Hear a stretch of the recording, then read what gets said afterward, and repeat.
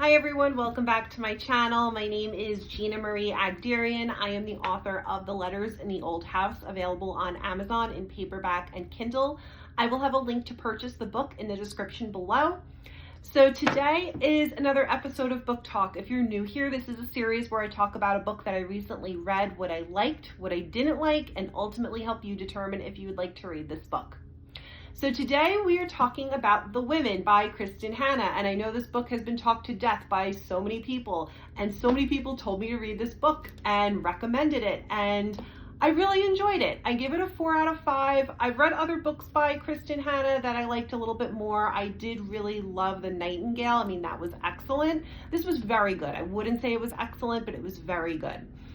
So this story centers around a young woman named Frances, who everybody pretty much calls Frankie with the exception of her parents, who lives in Southern California. She lives in the San Diego area, and she comes from a wealthy family, and her brother is voluntarily going over to Vietnam. He's going to be serving in Vietnam, and she decides to follow him. So she enlists to become a nurse in Vietnam, and she sees some stuff, as I'm sure you can imagine.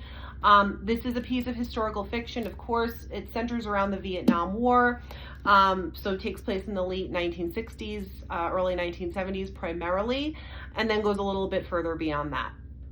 So she sees a lot of stuff. She sees men unfortunately dying. She sees people in very critical condition. It's literally where she is a war zone.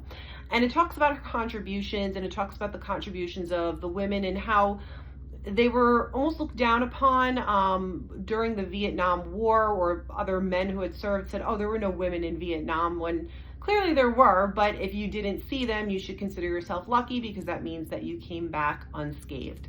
And so I did really enjoy the historical part of this book. I really enjoyed kind of reading about the attitudes of the Vietnam War. It wasn't a very popular war, not that wars are ever really popular, but it didn't have the same gumption behind it that, let's say, World War II had. So it was a very unpopular war. Many people were against it, especially towards the end, and this book really reflects that. I think the author did a tremendous job at discussing and showcasing how angry people were about the war. It was also very sad to see how veterans were treated. And I know that just from my parents, my parents were alive during the Vietnam War, so they've kind of shared that information over the years as well, that soldiers unfortunately were spit on and treated really poorly, and people were almost embarrassed of their service there, even though most of them were drafted. So very sad. If you do suffer from any sort of PTSD, whether you served or you suffer from medical PTSD, this is a book you probably would want to skip, simply because it does get very descriptive and graphic at times. So probably not the best book if you do suffer from PTSD, or if you're looking for something uplifting and happy, this is not that book. Couple of issues I did have with this book. Number one, I did find it to be a little bit of a side eye with certain things, where Frankie is meeting all of these men, and the men are all falling in love with her. Like, it seems like every man she met fell in love with her, which I found incredibly hard to believe. No woman has every guy falling all over themselves just to get a date with her. So that was one issue I had.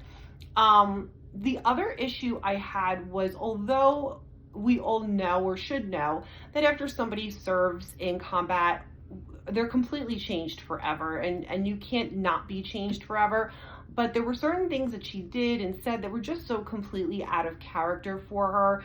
And she had so many horrific things happen to her. I won't spoil any of it, but it just seemed like, and if you read this or have read this, you'll understand, every type of bad thing you could possibly think of happened to this woman in this book. And I feel like the author just kind of piled on problem after problem after problem, instead of picking a couple of problems for her to have and highlighting and expanding on them. So just felt like a little bit too much. But overall, a very solid read, especially if you are interested in that piece of history with the Vietnam War. And if you're looking for something to kind of hold you for a bit, this is quite a long book. It's over 400 pages, so it's a good book if you really want to dive into a story. So The Women by Kristin Hannah. Let me know in the comments if you've read this book or if you plan to read this book. And as always, guys, happy reading.